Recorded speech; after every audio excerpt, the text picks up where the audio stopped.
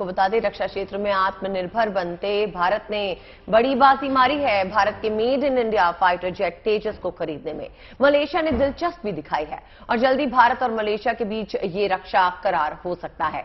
बड़ी बात यह है कि तेजस को ये तवज्जो चीन और रूस के लड़ाकू विमानों से ऊपर रखते हुए दी है।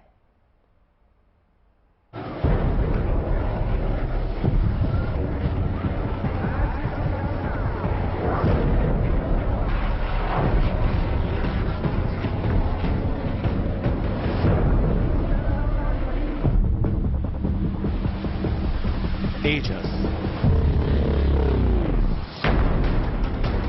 देश का एक ऐसा सुरक्षा प्रहरी जिसके पहरे में महफूज है हिंदुस्तान। एक ऐसा फाइटर जेट जो जितना हल्का है उतना ही घातक।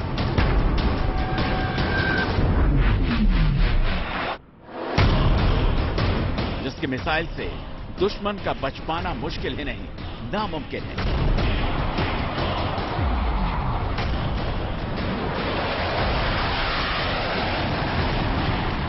आत्मनिर्भर भारत की वो शान जिसने अपनी क्षमताओं से दुनिया को मुरीद बना लिया है।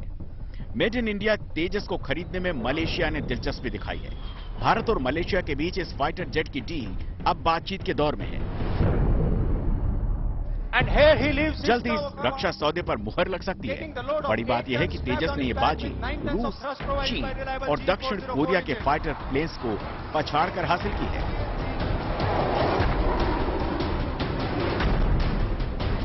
रक्षा सौदे की इस रेस में तेजस के मुकाबले रूस का मिग 35 और याक 130 युद्धक विमान शामिल थे।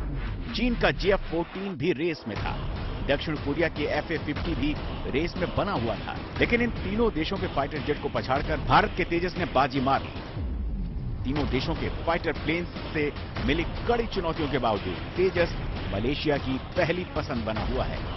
अब भारत और मलेशिया के बीच तेजस को लेकर डील बातचीत के दौर में चल रही है। मेड हाल तेजस यानी हिंदुस्तान एरोनॉटिक्स लिमिटेड का बनाया हुआ, हिंदुस्तान में डिजाइंड ये कॉम्बैट एयरक्राफ्ट है। इसको LCA कहते हैं, यानी कि लाइट कॉम्बैट एयरक्राफ्ट है। और ये 4th जनरेशन प्लस एयरक्राफ्ट है, यानी कि 4th जनरेशन 5th जनरेशन के बीच में इसकी टेक्नोलॉजी है, तो ये काफी एडवांस्ड है। तेजस का निर्माण हिंदुस्तान एरोनॉटिकल लिमिटेड ने किया है, जिसका दावा है कि भले ही चीन का JF-17 फाइटर तेजस के मुकाबले सस्ता है, लेकिन इसकी खूबियों के आगे वो कहीं नहीं टिकता। तेजस के बारे में कहा जाता है कि यह कोरिया और चीन के फाइटर जेट से कई गुना तेज, बेहतर, घातक और अत्याधुनिक है। जानकार भी मानते हैं कि इसकी यही खूबी रक्षा सौदे के लिहाज से इसे महत्वपूर्ण बनाती है। JF-17 सीरीज से तो हर पैरामीटर पे तेजस जो है वो एक बेटर एयरक्राफ्ट है। काफी स्टडीज हो रही हैं इस पे, तो चाहे वो वेपन कैरिंग कैपेसिटी हो, चाहे वो लोड आउट हो, चाहे वो इन सारे पैरामीटर्स पे जो तेजस है वो उनसे बेटर है, क्योंकि काफी लाइट है ये, काफी एजाइल है ये, और बेटर टेक्नोलॉजी है, लेटेस्ट टेक्नोलॉजी है। दक्षिण पूर्वी एशियाई देश अपने पुराने लड़ाकू विमानों के बेड़े में बदलाव की सोच रहा है। ऐसे में भारत का तेजस हल्का लड़ाकू विमान मलेशिया के लिए टॉप पसंद के रूप में उभरा। बड़ी बात यह है कि भारत और मलेशिया के बीच इस डिफेंस डील की एक वजह रूस यूक्रेन जंग भी है, जिसकी वजह से रूस को अंतर्राष्ट्रीय प्रतिबंधों का सामना करना पड़ रहा है और कहीं ना कहीं इसका सीधा फायदा भारत को मिला है। उन सैंक्शंस की वजह से जो रशिया के पुराने जो मिग विमान हैं, जिन जिन देशों के पास हैं, वहां पे रशिया उनको उनका सर्विसिंग और उनका जो तमाम ऑपरेशनल जो पीछे से जो हेल्प होती है वो नहीं कर पा रहा है। उनके वहां पे सैंक्शंस की वजह से पार्ट्स नहीं मिल रहे हैं और ये सब प्रॉब्लम्स आ रही हैं। अब इसमें क्या है कि ये जो टेक्नोलॉजी है ये हिंदुस्तान के पास है, क्योंकि हम रशियन प्लेन्स को बहुत दिनों से इस्तेमाल करते रहे हैं। हमारे पास मिग्स भी हैं, हमारे पास SU सीरीज भी हैं तमाम।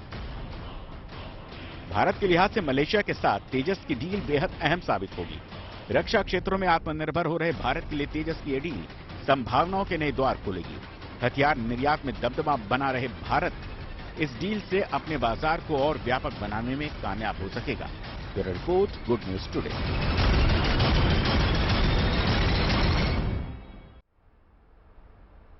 तो देखिए, तेजस की खूबियों के बारे में तो आपने जान लिया। अब आपको बता दें कि रूस चीन के फाइटर प्लेन्स की जगह तेजस को तरजीह देना भारत की एक बड़ी कामयाबी माना जा रहा है। चलिए आपको बताते हैं कि तेजस की वो खासियत आखिर क्या है जिसकी वजह से मलेशिया ने इसे खरीदने में काफी रुचि दिखाई है।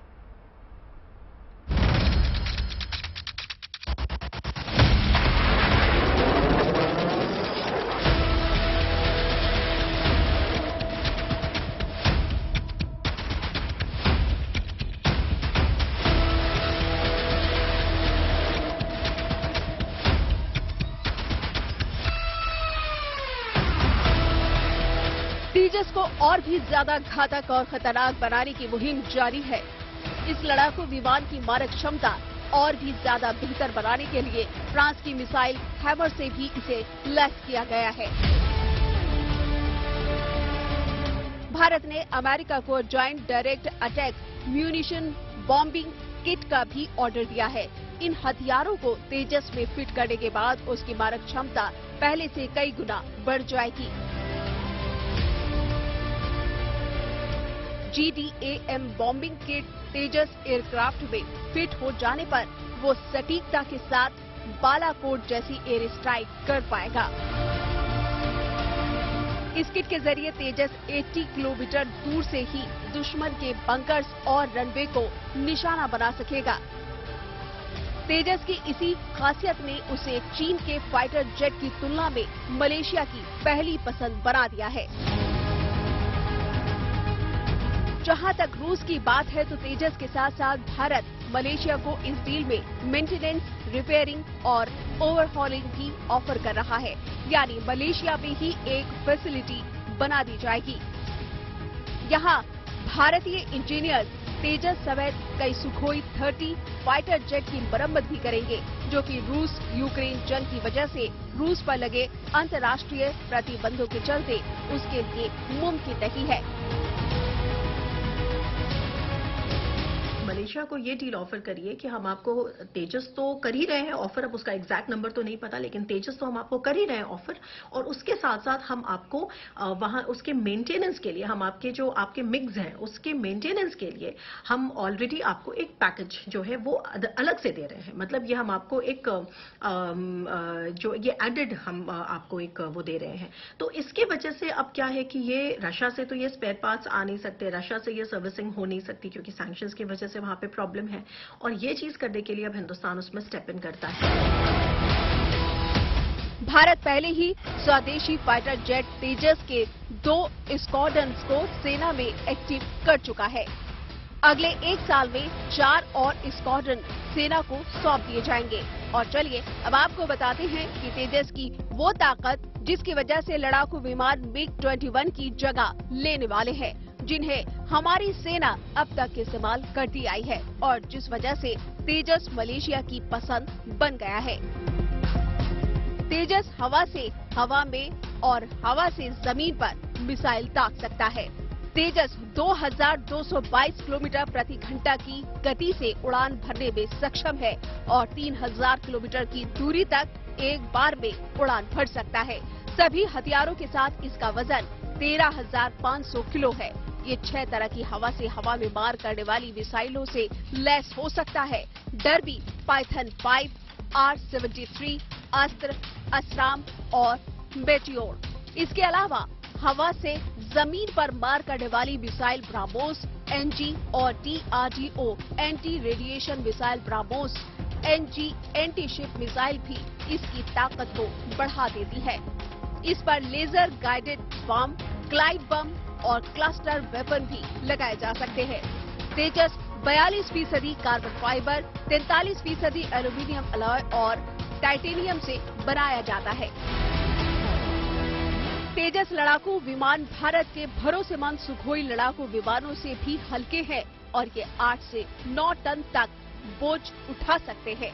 इसके अलावा ये ध्वनि की गति यानी मैक 1.6 से लेकर 1.8 तक की तेजी से लड़ सकते हैं, वो भी 52,000 फीट की ऊंचाई तक।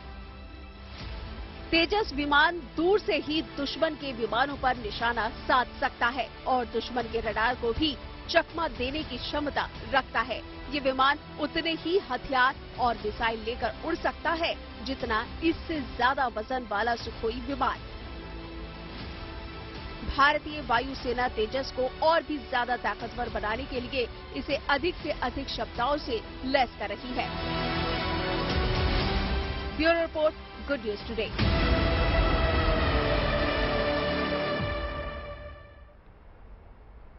भारत एक ऐसे समय में हथियारों के निर्यात क्षेत्र में कदम रख रहा है जब परंपरागत हथियारों के बाजार पर अमेरिका, रूस, चीन और इजरायल का एक अधिकार है। हथियारों के निर्यातक देशों में बड़ी भारत की दखल। बता दें आपको 72 देशों को हथियार बेच रहा है भारत, और सिपरी के अनुसार भारत को दुनिया के 25 हथियार निर्यातक देशों में भी शामिल किया गया है। Swedish think tank Stockholm International Peace Research Institute SIPRI की हालिया रिपोर्ट के अनुसार 2020 में टॉप की 100 रक्षा कंपनियों में भारत की 3 कंपनियां शामिल हैं, और ये कंपनियां हैं Hindustan aeronautical limited, ordnance factory board और भारत इलेक्ट्रॉनिक्स लिमिटेड। आपको बता दें भारत जो है इस वक्त 2020 के टॉप 100 रक्षा कंपनियों में 3 कंपनियों को सप्लाई कर रहा है, और ये 25 हथियार निर्यातक देशों में शामिल इन्हें किया गया है। और बता दें Swedish think tank Stockholm International Peace Research Institute की हालिया रिपोर्ट के अनुसार 2020 में टॉप की 100 रक्षा कंपनियों में भारत की 3 कंपनियां शामिल हैं। जी हाँ, इन कंपनियों के नाम हमने आपको बता दिए हैं, Hindustan aeronautics limited, ordnance factory board और भारत इलेक्ट्रॉनिक्स लिमिटेड। और चलिए इसी के साथ आगे बढ़ते हैं और बात करते हैं हथियारों और रक्षा उपकरणों के पूर्ण स्वदेशीकरण की तरफ। भारत ने भी अब तेजी से आगे बढ़ना शुरू कर दिया है। अब देखिए भारत एक ऐसे टारगेट की तरफ लगातार बढ़ता जा रहा है जब सेना सिर्फ वही हथियार चलाएगी जो कि मेड इन इंडिया होंगे। यानी भारत में 68% तक रक्षा उपकरणों का स्वदेशीकरण तो हो चुका है। यानी टारगेट अब बड़ा नहीं है। जिस रफ्तार से भारत हथियारों को बनाने की मुहिम में जुट गया है उससे जल्द ही भारत हथियार बेचने वाले देशों की लिस्ट में भी टॉप 5 देशों में शुमार हो सकेगा।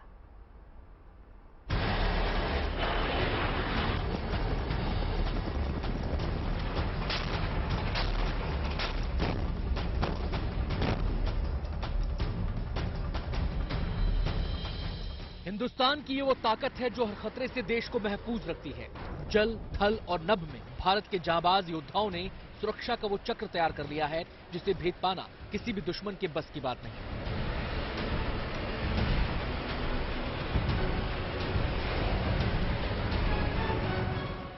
आकाश मिसाइल के एडवांस वर्जन का सफल परीक्षण हो, या फिर ब्रह्मोस मिसाइल के एंटी शिप वर्जन का सफल परीक्षण, या फिर हाल ही में सुखोई फाइटर जेट से ब्रह्मोस मिसाइल का कामयाब टेस्ट, या फिर सुखोई फाइटर जेट के लिए स्वदेशी ट्रैकिंग सिस्टम बनाने के लिए किया गया करार।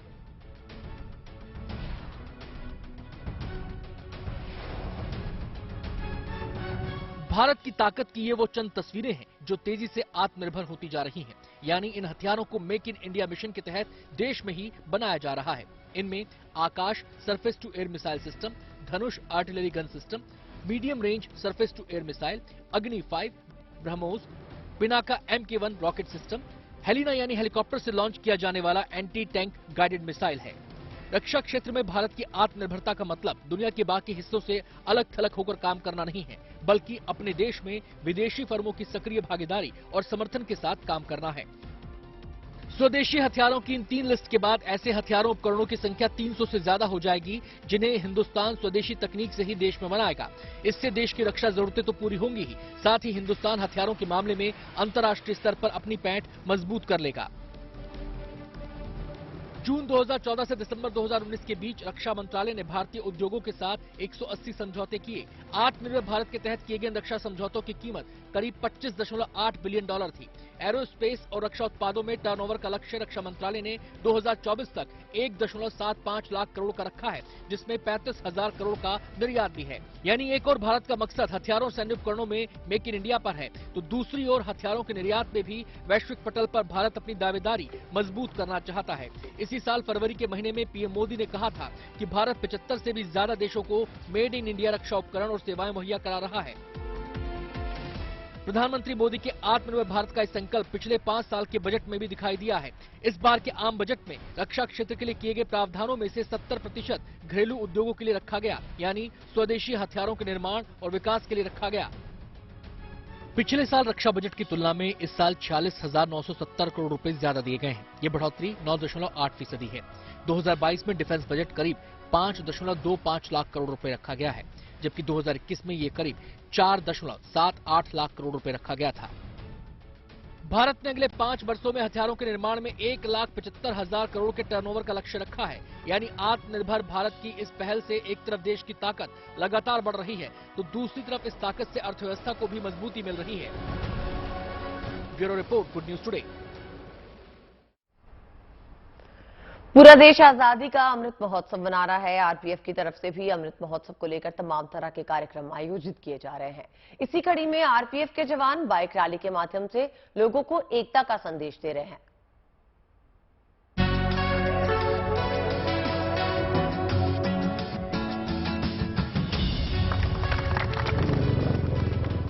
आजादी के अमृत महोत्सव के जश्न में डूबे आरपीएफ के जवान देश के लिए एकता का संदेश लेकर निकले।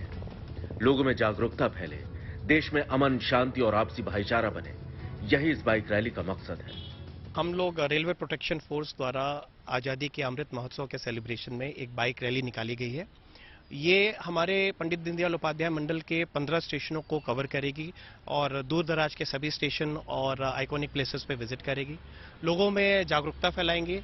अपने कार्यों के बारे में हम उनसे जुड़ने की कोशिश करेंगे, कार्यों के बारे में बताएंगे और ट्रेनों में कैसे सुरक्षा किस प्रकार की, वो सब उनको हम लोग बताएंगे। आजादी के अमृत महोत्सव कार्यक्रम के तहत आरपीएफ के जवानों ने उत्तर प्रदेश के चंदौली से ये बाइक रैली निकाली है। ये बाइक रैली अलग अलग इलाकों से होते हुए 15 अगस्त तक दिल्ली पहुंचेगी। ये रैली करीब 12-13 दिन में पहुंचेगी पटना से, फिर वहां हाजीपुर से इसको फ्लैग ऑफ किया जाएगा और ये चंपारण में वहां पे सभी रैलियां कन्वर्ज करेंगी। हमारे ईसीआर के 5 मंडल से जो रैलियां चालू होंगी वो सब वहां पर पहले हाजीपुर कल्मिनेट करेंगे और फिर चंपारण। और चंपारण में विभिन्न जोनों के 5 जोनों के ऐसे ही बाइकर्स हमारे अलग अलग क्षेत्र से, गुवाहाटी से और दूर दराज के क्षेत्र से पहुंचेंगे। ये 1 अगस्त को वहां से फ्लैग ऑफ होगा और ये 13-14 तारीख तक देश के विभिन्न शहरों से गुजरते हुए दिल्ली में पहुंचेंगे 13-14 अगस्त को। ये रैली चंदौली से पहले पटना पहुंचेगी और फिर वहां से दिल्ली के लिए रवाना होगी। हजारों किलोमीटर की इस यात्रा के दौरान जवान रास्ते में एकता और अखंडता का संदेश देंगे। इस दौरान ये जवान रास्ते में पड़ने वाले शहरों, गांवों, कस्बों, हर जगह स्थानीय लोगों से बातचीत करेंगे, उन्हें जागरूक करेंगे। Uday Gupta, Chandauli, good news today. देखिए, कर्नाटक के रहने वाली सिनी शेट्टी ने मिस इंडिया 2022 का खिताब भी अपने नाम कर लिया है। सिनी शेट्टी ने राजस्थान की रूबल शेखावत और उत्तर प्रदेश की शिनाता चौहान को हरा दिया। ये दोनों पहली और दूसरी विजेता बनी हैं। चलिए जानते हैं कि मिस इंडिया 2022 का खिताब अपने नाम करने वाली सिनी शेट्टी आखिर है कौन।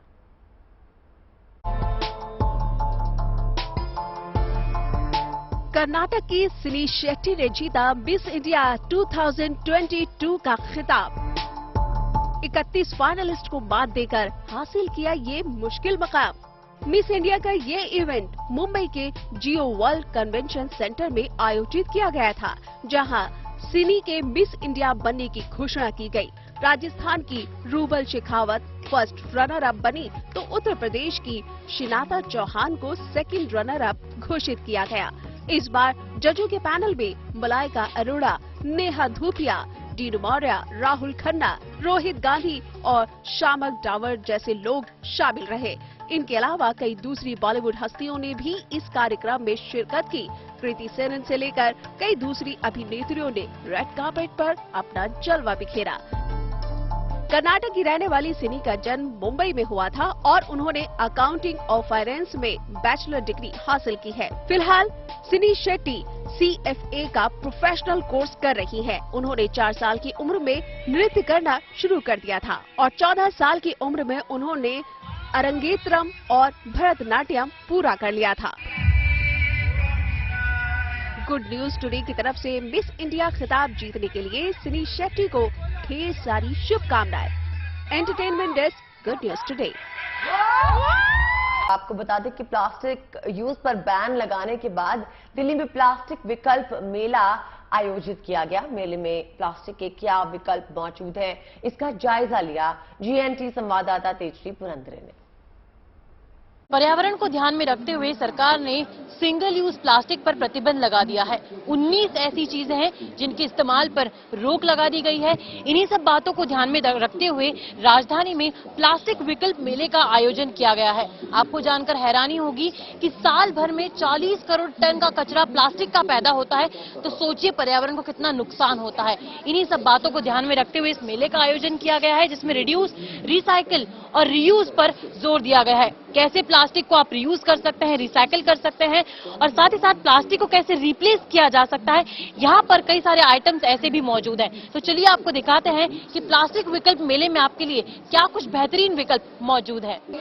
19 चीजों में प्लास्टिक की चम्मच, चाकू और फोक पर भी सरकार ने बैन लगा दिया है। इसी को रिप्लेस करने के लिए कई सारे ऐसे आइटम्स है कटलरी में जो अब बनाए जा रहे हैं। प्रकृति कल्टीवेटिंग ग्रीस भी इसी तरह का एक इनोवेशन लेकर आया है, जिसमें तमाम तरह की जो कटलरी आइटम है, डे टू डे आइटम्स जो हैं जिनका आप इस्तेमाल रोजाना करते हैं, उन्हें पाइनवुड से बनाया गया है। वरुण, हमें ये बताइए कि ये जो आइटम्स हैं सभी तरह के, इनमें क्या यूनिकनेस है? यूनिकनेस क्या है इन आइटम्स में, कैसे अलग हैं? एक्चुअली क्या है, हम जो बनाते हैं जितने भी आइटम आप देख रहे हैं ये अरीका से बनती है। अरीका मतलब जो हम सुपारी खाते हैं उसके लीव्स होती हैं, उससे हम डिस्पोजेबल्स बनाते हैं। 100% इको फ्रेंडली हैं, मतलब कोई भी इसके ऊपर नेचर के ऊपर मतलब कि रॉन्ग इफेक्ट नहीं पड़ता है। इलेक्ट्रिसिटी से चलने वाले फ्रिज तो आपने देखे ही होंगे, लेकिन उससे जुड़े कई सारे डिसएडवांटेजेस के बारे में भी आपने सुना होगा।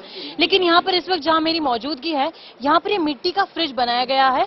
आप देख सकते हैं कि इसमें ऊपर पानी रखने के लिए भी जगह है, जिससे नीचे फ्रिज में जो आप चीजें रखने वाले हैं उनको ठंडा किया जाएगा, और इसीलिए इसे खास तौर पर सिर्फ और सिर्फ मिट्टी से बनाया गया है। किसी तरह की इलेक्ट्रिसिटी का इस्तेमाल इसमें नहीं किया जाएगा। मेघा जी हमें बताएंगे कि किस तरह से ये फ्रिज खास है और इसकी क्या कुछ खास बात है। मेघा जी, किससे बना है और इसकी खास बात क्या है? ये मिट्टी से बना है फ्रिज, और इसकी सबसे खास बात ये है कि ये बिजली से नहीं चलता है। और नॉर्मल फ्रिजेस कार्बन एमिट करते हैं, खाने को बहुत चिल कर देते हैं, तो हमें वो खाना को डायरेक्ट हम खाएंगे तो वो बाहर आता है, तो हमको लगता है कि बहुत ठंडा हो गया है, जो कि सेफ नहीं है। मिट्टी का कोई भी चीज़ में आप यूज़ करेंगे तो उसका न्यूट्रिशन भी उसी में ही रहेगा, कूल रहेगा खाना, चिल रहने के जगह आप उसको डायरेक्ट यूं ही कंज्यूम कर सकते हैं। और जो ये कंसेप्ट से काम करता है वो ये पर्कुलेशन से ही काम करता है। पानी डालेंगे, पूरा ये रिस्क के पूरा ठंडा हो जाएगा, पूरा इसका चेम्बर्स ठंडे हो जाएंगे, सब जगह इसके लिए होल्स बने हुए अंदर, सब जगह पानी पहुंच जाएगा, जिसके चलते पूरा फ्रिज ठंडा हो जाएगा। उसके चलते रखा हुआ अंदर सामान सारा कुछ ठंडा रहेगा। फ्रूट्स एंड वेजिटेबल्स जो है वो 4 to 5 डेज तक फ्रेश रहते हैं। डेयरी प्रोडक्ट्स जो है वो 1 डे के लिए फ्रेश। ये सारी चीजें जो इस वक्त आप देख रहे हैं, चाहे वो हैंडबैग्स हो, पर्सेस हो, डाइनिंग टेबल पे रखने वाली एसेसरीज हो, या फिर छोटा सा गुल्लक हो, बॉटल बैग हो, ये सभी चीजें जो है घर के ड्राई वेस्ट से बनाई गई हैं, रैपर से बनाई गई हैं, सूखे फूलों से बनाई गई हैं। ये चीजें तो डिफरेंट है ही, लेकिन इन्हें बनाया भी डिफरेंटली एबल्ड लोगों ने है। हमारे साथ दिलीप जी अवाकायम से बात करने के लिए मौजूद हैं। दिलीप जी, कई सारी यूनिक चीजें हैं और इन्हें बनाया भी आप ही जैसे यूनिक लोगों ने है। कैसे बनाया है इन्हें, क्या खास है इसमें? एक्चुअली ये जितनी भी चीजें हैं, सारी चीजें हमें यहाँ वहाँ से कहीं से नहीं, आप लोगों के घरों से ही मिलती हैं। आप लोगों के घरों में मैं दिखाना चाहूँगा थोड़ा सा। आप लोगों के घरों में डेली यूज होता है, दूध का पैकेट्स डेली आते हैं, ब्रेड डेली आते हैं, Maggi, chips, biscuits, namkeens daily आती हैं, राइट। तो आप लोगों के घरों से जितने भी पैकेट्स निकलते हैं वो आप लोग इन्वायरमेंट में डंप करते हैं। दिल्ली में तो MCD की गाड़ी आती है और वो क्या कहते हैं जा करके डालती है। हमारी organisation society for child development के अंडर में जो अवाकायम हमारा ब्रांड है, जिसके अंडर हम काम करते हैं, हम लोगों से रिक्वेस्ट करते हैं कि आप अपने घरों का सारा ड्राई वेस्ट, वो हर तरह का ड्राई वेस्ट हो, जो भी ड्राई वेस्ट निकले आप इकट्ठा कीजिए। जब 5-10 किलो का हो जाए, आप दिल्ली NCR के किसी भी कोने से हो, आप हमारे को कॉल करें, हम आएंगे, फ्री ऑफ कॉस्ट आपके घर का ड्राई वेस्ट लेंगे, उसको रिसाइकल करेंगे। और ये ये एक्चुअली हैंडलूम पर इसका वीविंग होता है, क्योंकि मैं मार्केटिंग और सेल्स टीम को देखता हूं, तो इतना अंदर तक तो मैं जाकर के डिस्क्राइब नहीं कर पाऊँ। हाँ, ये वही मैं बता रहा हूँ। ये आपका जो भी रैपर्स होता है, चिप्स और बिस्किट के रैपर्स, उन्हीं से बना है। जैसे ये शाइनिंग वाला जो पार्ट देख रहे हैं ना, ये रैपर के अंदर का पार्ट होता है ना, और ये बाहर वाला ये क्या कहते हैं उसका पार्ट होता है। तो इसी तरीके से ये लाइक ये बॉटल बैग यदि आप बता पाइए किस चीज से बनी? हाँ, और ये हमारा वाइन बोतल कवर या फिर वाटर बोतल कवर होता है, जो कि ये न्यूज़पेपर से बनाया जाता है। न्यूज़पेपर का यान बनाते हैं पहले हमारे यहाँ, क्योंकि डिसेबल लोग काम करते हैं डिफरेंटली लेवल, तो ये इसको कटिंग करके विजुअली इम्पेयर्ड डिपार्टमेंट में जाता है। वो लोग क्योंकि कटिंग नहीं कर सकते, उनका हाथों कटने का डर होता है, वो लोग हाथों से यान बनाकर फिर इसको वीविंग करते हैं। फिर पूरा न्यूज़पेपर से बनाया गया है दिलीप? पूरा जो आउटर लेयर है पूरा न्यूज़पेपर है। इसका ये जो हैंडल देख रहे हैं, ये सारा जो क्या कहते हैं इंडस्ट्रियल एरिया में जो भी वेस्ट निकलता है ना, वो सारा उसको हमने यूज करा है। मार्केट से हमने कुछ भी परचेस नहीं करा, अंदर हमने कपड़े और कुल मिलाकर सारी चीजें वेस्ट मटेरियल से बनाई गई हैं। तो देखिए, प्लास्टिक विकल्प मेले में कई ऐसे विकल्प हैं जो इको फ्रेंडली होने के साथ साथ पॉकेट फ्रेंडली भी हैं, और जाहिर सी बात है कि ये सभी चीजें जब आप इस्तेमाल करेंगे तो इससे पर्यावरण तो सुरक्षित होगा ही, लेकिन साथ ही साथ ये सरकार के साथ प्लास्टिक के खिलाफ लड़ने में भी कारगर साबित होगा। वीडियो जर्नलिस्ट दलवीर सिंह के साथ दिल्ली से गुड न्यूज टुडे के लिए तेजश्री पुरंदरे। तो बता दें आपको, कोरोना काल में जहां लोगों के लिए तमाम परेशानियां हो रही हैं और लोगों के काम धंधों पर भी इसका असर पड़ा है, वहीं गाजियाबाद के कुछ छात्रों ने नया स्टार्टअप शुरू कर इस आपदा में अवसर में इसे बदल दिया है। यहाँ के खेतान पब्लिक स्कूल की कक्षा 12 के एक छात्र ने अपने कुछ साथियों के साथ मिलकर एक नई शुरुआत की। इन बच्चों ने खोला ऑनलाइन प्रमोशन करने वाला स्टार्टअप, जिसका नाम रखा है वी थिंक डीजी। ये एक डिजिटल मार्केटिंग कंपनी है जो graphic design, printing services, web development, videography, editing, photography, digital printing और सोशल मीडिया मैनेजमेंट में काम करती है। ये सभी साथी मिलकर व्यवसायिक प्रतिष्ठानों की सोशल मीडिया पे प्रमोशन में मदद करते हैं। 1 साल पहले इन्होंने ये शुरुआत की थी और बीते 6 महीनों में कई कंपनियां और संस्थाओं के प्रमोशन में ये मदद कर चुके हैं। इतनी कम उम्र में इन छात्रों का आत्मनिर्भर और स्वावलंबी बनने का हौसला काबिले तारीफ है। डीजी के नाम से हमारी टैगलाइन है थिंक डिजिटली। मेनली ये एक सोशल मीडिया एजेंसी है जिसके अंदर हम अलग अलग तरह की सर्विसेज प्रोवाइड कर रहे हैं, जैसे ग्राफिक डिजाइनिंग, वेब डेवलपमेंट, उसके बाद हम गूगल एडवर्ड्स हो गया, ये सारी, और वीडियो एडिटिंग, फोटोग्राफी सर्विसेज, ये जितने भी हम डिजिटली जितने भी हम काम कर सकते हैं। कब से शुरू किया आपने? ये हमने पिछले साल अगस्त 2021 में हमने शुरू। और चलिए बात कर लेते हैं केदारनाथ धाम की, जहां मौसम लगातार बिगड़ता जा रहा है, लेकिन भक्तों का उत्साह कम होने का नाम नहीं ले रहा। बाबा के धाम पहुंचने वालों की संख्या पहले जैसी बनी हुई है। आप भी देखिए केदार धाम से आस्था की ये अनूठी तस्वीरें।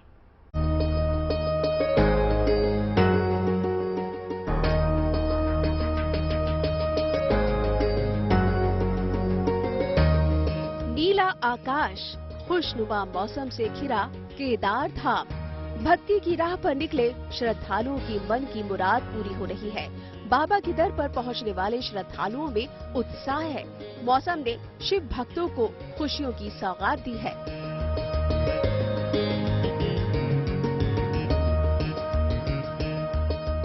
बारिश की बाधाओं को पार कर, भूस्खलन की परवाह भुलाकर भक्तों के केदार धाम आने का सिलसिला लगातार जारी है। मन में बाबा के दर्शन की आस लिए भक्त अच्छे मौसम का इंतजार कर रहे थे। मौसम खुशनुमा हुआ तो लोगों के चेहरे भी खिल उठे। थोड़ी हल्की फुल्की बारिश है, इससे कोई फर्क नहीं पड़ता है। मजा आएगा यहाँ पे आने में। अब पैदल आओ या फिर खच्चर से या फिर कैसे भी आओ, मजा आएगा यहाँ पे दर्शन करने में। और दर्शन करने के बाद जो थकान रहती है ना, वो एकदम से गायब हो जाएगी। केदारनाथ की यात्रा पर निकले भक्तों के लिए बारिश बाधा बनकर आई। रही कसर भूस्खलन ने पूरी कर दी, लेकिन भक्तों के हौसले को डिगा नहीं पाई। कपाट खुले 2 महीने का वक्त नहीं हुआ कि उससे पहले 8,40,000 से ज्यादा भक्तों ने केदारनाथ धाम के दर्शन किए, जो अपने आप में एक बड़ा रिकॉर्ड है। बाबा का दरबार है, यहाँ पे आने का मतलब स्वर्ग है और कोई दिक्कत परेशानियाँ नहीं हुई। बारिश तो हमेशा बाबा का ये तो प्रसाद है बारिश है, तो बाबा के पास हम लोग आए, कोई दिक्कत परेशानी नहीं, बिल्कुल झूमते चलते जय भोलेनाथ की, जय भोलेनाथ की, हर हर महादेव। मौसम के ठीक होते ही कोई पैदल तो कोई खच्चर से बाबा केदारनाथ धाम की ओर निकल पड़ा। सोनप्रयाग, गौरीकुंड, फाटा, सीतापुर, गुप्तकाशी के साथ साथ और भी कई जगहों पर फंसे हुए यात्रियों की केदारनाथ की ओर रवानगी शुरू हो गई। बहुत अच्छा, बहुत प्यारा मौसम था, थोड़ी हल्की फुल्की बारिश थी, बट अच्छा मौसम था, कोई दिक्कत नहीं आई चढ़ाई करने में वगैरह, कुछ भी दिक्कत नहीं आई। ज्यादा भीड़ भी नहीं है, सारे लोग अच्छे हैं और अच्छे से दर्शन हो जाते हैं। मौसम खराब होने की वजह से हवाई सेवा बंद है। श्रद्धा और विश्वास से भरे भक्त बाबा के धाम पहुंच रहे हैं। उम्मीद है आगे भी मौसम मेहरबान बना रहेगा और इन भक्तों की बाबा केदार के दर्शन की मनोकामना भी पूरी होगी। केदारनाथ से प्रवीण सेमवाल के साथ bureau report, good news today. रुक कर लेते हैं महाराष्ट्र का। महाराष्ट्र विधानसभा में एकनाथ शिंदे सरकार ने अग्नि परीक्षा पास कर ली है। फ्लोर टेस्ट में बहुमत के लिए जरूरी 144 विधायकों के मुकाबले शिंदे सरकार को 164 वोट मिले। शिंदे सरकार ने विश्वास मत भी उसी तर्ज पर जीता जैसे रविवार को स्पीकर चुनाव में जीत हासिल की थी।